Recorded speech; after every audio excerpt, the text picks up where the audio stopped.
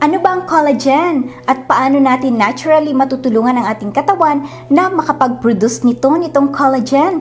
Pag-usapan po natin yan. Ako po si Nurse Dayan, ang inyong host dito sa Tagalog Health Talks. Ang collagen po ay isang uri ng protina at ito po ang nagsisilbing building blocks or parang pundasyon ng ating balat, mga kalamnan or yung muscles, buto, tendons. Ito pong tendons, ito ang nagkokonekta sa ating mga muscles, sa ating mga buto, sa ating mga ligaments. Ito naman pong ligaments, ito po ang nagkokonekta sa buto, sa isa pang buto at iba pang connective tissues. Matatagpuan din po ang collagen sa ating mga internal organs tulad ng puso, atay at kidneys, sa ating mga ugat at sa ating mga intestine. Ang collagen po ay naturally ginagawa ng ating katawan at nasa 30% po ng kabuuang protina ng ating katawan ay collagen. Ito po ang pinaka-abundant or pinakamaraming uri ng protina sa ating katawan. Ano nga ba ang function ng collagen?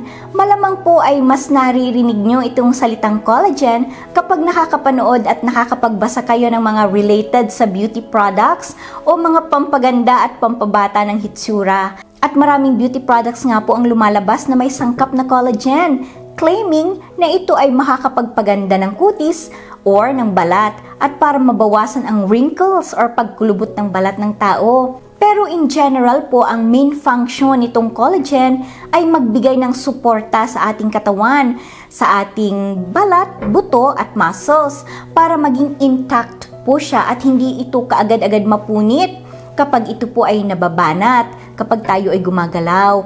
Nagiging resilient po ang ating katawan dahil sa collagen. Ngayon, kapag tayo po ay tumatanda, dahan-dahan na rin pong bumabagal ang kakayanan ng ating katawan na makapag-produce ng natural na collagen. At as we age din po, bumababa ang kalidad or ang quality ng collagen na napoproduce natin. Lalo na po sa mga kababaihan. Kapag sila po ay nag-menopause na, significant po ang ibinababa ng produksyon ng katawan natin na makagawa ng collagen. Kaya't sa pagtanda po natin, nagkakaroon tayo ng wrinkles, lumalaylay ang ating mga balat at kalamnan at humihina o rumurupok ang ating mga buto. Nagiging at risk po tayo sa fracture dahil sa paghina ng produksyon at sa kalidad ng napoproduce na collagen ng ating katawan. Ayon po sa ilang medical references, kapag tumuntong na sa around 20 years old ng isang tao, ang kanyang katawan ay nakakapag-produce ng 1% less na collagen sa balat every year or kada taon. Ang resulta po nito sa balat, mas magiging manipis at fragile na po ang balat natin habang tayo ay nagkakaedad. Ano nga ba ang mga palatandaan na bumababa na ang collagen sa ating katawan? Tandaan po natin na ang collagen ay hindi lamang matatagpuan sa ating balat, kaya't kapag bumababa ang level nito, pwede rin pong makaranas din tayo ng alinman sa mga sumusunod. Ang una, ang pagkulubot or paglaylay ng balat, kasama na po dyan ang balat sa ating mukha at sa ilalim ng ating mga mata. Ikalawa, pagnipis at paghina ng ating kalamnan. Pwede rin pong makaranas ng pananakit or pain sa kalamnan or ito po yung muscle aches. Ikatlo, pananakit or paninigas ng mga kasukasuan or yung ating joints. Ito po ay katulad ng nangyayari kapag nagkaroon ng osteoarthritis ang isang tao. Nakakaranas po siya ng pain or sakit sa kanyang mga kasukasuan or joints dahil napinsala na ang kanyang cartilage. Number 4, problema sa gastrointestinal tract dahil sa pagnipis ng lining nito. Pwede pong makaranas ng mas madalas na bloating or pananakit ng tiyan or pagkakaroon ng ulcer ang isang pasyente. Ikalima, marupok na kuko at buhok. Ika-6, at problema sa daloy ng dugo. Kapag bumababa na po ang level ng collagen, tumataas po ang risk natin na mag-rupture ang ating mga ugat. Tandaan lang po natin na walang blood test ang pwedeng gawin para malaman ang collagen level natin sa katawan. Ano naman ang mga ginagawa natin o ang mga lifestyle factors na nakakapagpababa ng collagen level sa ating katawan? Ang una na po dito ay ang paninigarilyo. Ito po ay magre-resulta rin sa mabagal na paggaling ng sugat at sa pagkakaroon ng mga wrinkles. Madadamage po ng paninigarilyo ang ating collagen sa mukha at sa balat. Ikalawa, sobrang pagkonsumo ng matatamis na pagkain at refined carbohydrates. Kasama po sa mga halimbawa ng refined carbohydrates ang tinapay, pizza, pasta, pastries, ang white rice, matatamis na mga desserts or mga panghimagas natin at ang mga cereals. Ikatlo, sobrang pagbababad sa ilalim ng sikat ng araw.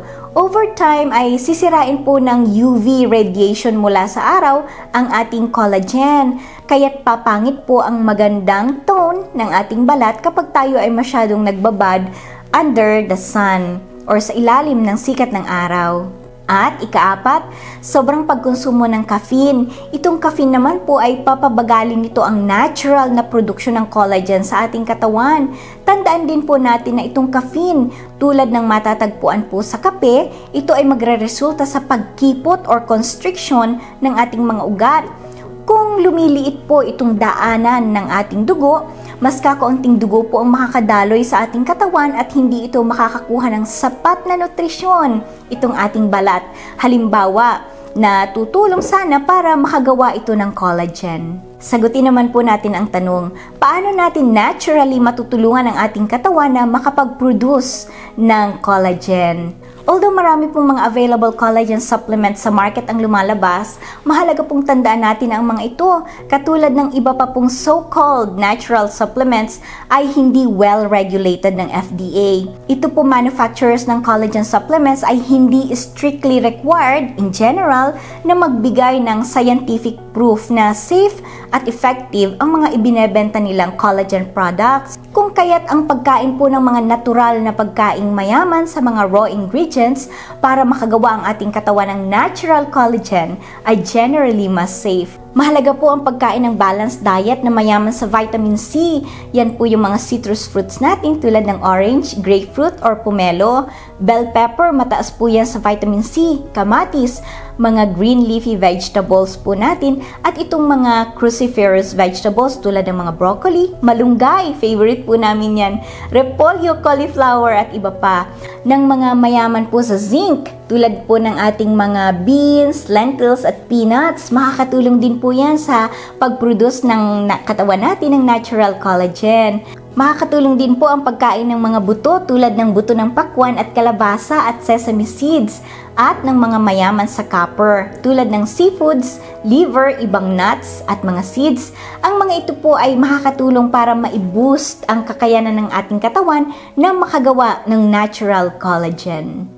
Kung nagustuhan niyo po itong aming video at nais niyo pa pong makapanood ng iba pang Tagalog Health videos, paki-like lang po at mag-subscribe dito sa aming channel, dito po sa Tagalog Health Talks. Muli po, ako po si Nurse Dayan at ako rin po ang creator ng Tagalog Inspirational Talks at maraming salamat po sa inyong panunood.